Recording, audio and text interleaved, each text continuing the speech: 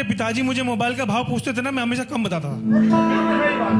मतलब उनको पता है कि ये महंगा है। मैं आईफोन लिया था मैंने, ठीक है, 60,000 का लिया था।